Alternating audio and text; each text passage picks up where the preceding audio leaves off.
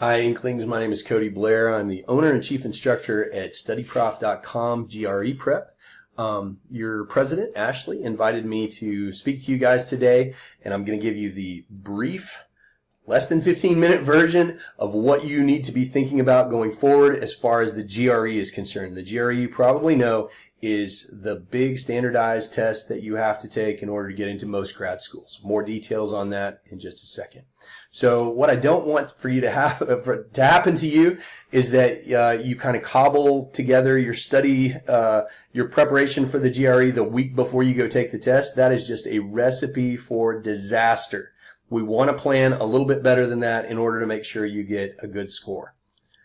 So first of all, the GRE, as I mentioned, is the standardized test that most grad schools are going to require you to take, although not all of them require it, and all of them have slightly different ideas about what it should look like for you and how important it is in their admissions process, that kind of thing. Some schools, especially the more popular schools that get tons and tons of applicants, it can be a first hurdle type thing. And they'll say, don't even come talk to us unless you get above this GRE score.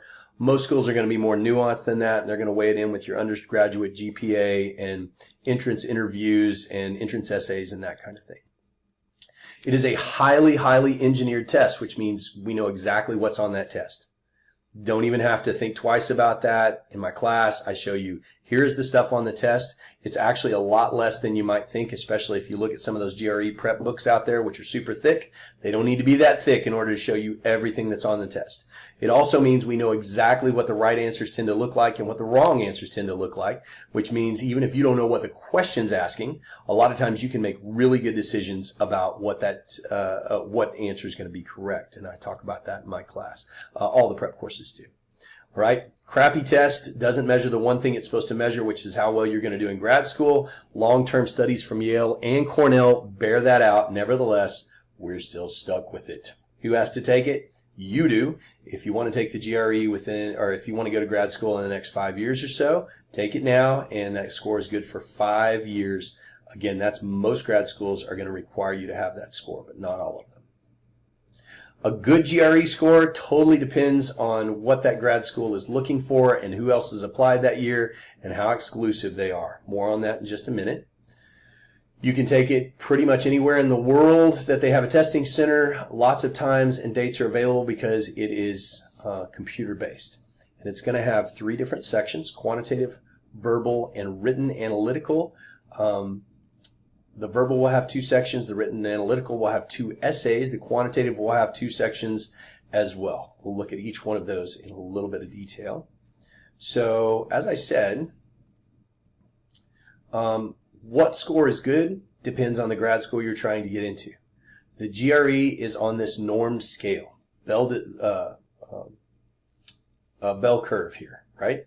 So bottom of the heap there, if you sign your name and get everything wrong, you would get a 130 on the quantitative, for example. Up to a 170 if you got everything perfectly correct. Most scores are going to be right around a 150. If you're trying to get into an average grad school, that 150 score may be enough for you. If you're trying to get in a really exclusive grad school, you may need to be getting up towards the 165, 167 range in order to even be in the running. Talk to the grad school advisor. They can give you more details on that. The analytical writing essays. All right. There are 2 essays. The first is analyze an issue. They'll give you 30 minutes to analyze some topic like censorship is rarely, if ever, justified. And you would have 30 minutes to tell them why you agree or disagree with that. And I want to point out to you, Inklings especially, you are wasting your time on here if you worry about being creative on this. They are not looking at creativity. If you spend a lot of time coming up with that perfect creative hook or that clever turn of phrase, it's not going to pay off for you at all. They're looking at organization and vocabulary and length. All other things being equal, longer essays tend to get higher scores. Okay? So don't spend a lot of time trying to be super creative like you, I'm sure, love to do. That's time wasted on here. So that's good information for you guys especially. Secondly, you're going to write an essay on where you analyze somebody else's argument. I know I got the wrong "and" there. They will give you somebody else's argument, maybe a letter to the editor of a local newspaper. Your job in 30 minutes is to tear that thing apart and say, here's where they made unwarranted assumptions or didn't give me enough details or made, fell into logical fallacies or whatever. 30 minutes to do that. This is scored on a 0 to 6 point scale with a 3.5 being the average right now. It's scored in half-point increments. So you guys want to be scoring closer to 4.5, 5, 5.5, 6 in order to maximize your chances of getting into the programs that you're interested in. There are a lot of programs out there just in general that don't even look at the written analytical, but the kind of programs you guys are wanting to get into probably will look at this. Again, you need to talk to that grad school to find out for sure. I would find that out before you do any prep on this because, first of all, you're going to get pretty good scores on this anyway just because you like to write. Most of you will. Again, those programs may not look at it at all, but if they do and they're not looking at it heavily, you guys don't need to spend a lot of time practicing. If they're not looking at it at all, you don't need to spend any time practicing that. It's only for the courses that really look at it heavily that you personally would need to practice. So that can save you a lot of prep time right there. All right, verbal. Verbal is going to have two 30-minute sections with 20 questions each, so that's about a minute and a half per question on average. You're going to have sentence completions, sentence equivalences, and reading comprehension questions. Sentence completions, that's basically a fill in the blank where you read the sentence, fill in 1, 2, 3 blanks, get all 3 blanks correct to get any credit on those. It's reading comprehension plus vocabulary. Sentence equivalences will always have 1 blank. You have to choose the 2 words that will keep the meaning of that sentence basically the same. Again, reading comprehension and vocabulary. Reading comprehension, they will give you somebody else's very poorly written, 3 to 15 sentences with anywhere from 1 to 5 questions over those about the author's main purpose, the meaning of certain vocabulary words, the relationship of one particular sentence to another, that kind of thing. Okay? All right, so here's one where we're looking for the 2 words that would make this correct. So we're looking for the words languishing and flagging in this particular example. Here's one where we would be looking to fill in each one of the blanks with one of the answer choices down below. You'd have to get all 3 of these correct to get any credit. I know you probably haven't had time to read this fully and think through it. The answers you're looking for would be overshadowed, obscure, and superficiality of our theories in this one. Let's talk about the quantitative a little bit. All right, quantitative, 2 35-minute sections, 20 questions. You'll have these kinds of questions. All right, so this is a quantitative comparison question. I would be comparing these 2 quantities based on this information. And in this one, quantity B is the bigger answer. That's bigger than the average of the 120 measurements. So my answer here would be B. So you'll see a lot of these quantitative comparison questions. There's also, as I said, multiple choice questions, fill in your own number questions, multiple answer questions, which is where you are looking at, it looks like multiple choice, but you may have as many as 10 different choices down there, and you're supposed to choose all that apply. All right, so how can you get prepared? First of all, there's lots of books and online resources available. As far as books, I would recommend the Kaplan book, which is the general GRE prep book from Kaplan. I would also recommend the Manhattan Prep 5-pound book. And there are lots of other ones out there as well. Those are just the 2 I recommend. As far as online resources, Magoosh has some good stuff. So magoosh.com, M-A-G-O-O-S-H. You can also, the Power Prep software, which you will find on the ETS website, ets.org/GRE. Search for that Power Prep software. It's 2 full GRE practice tests that look just like the real thing, and they will give you a really good idea of how you'll score on the actual test. And that's absolutely free. You're going to have to study a lot if you want to raise your score significantly. Okay, your current score may be fine with you. If you want to raise it significantly, if you've got a month, I would say 2 to 3 hours of study a day to get to where you need to be by test day.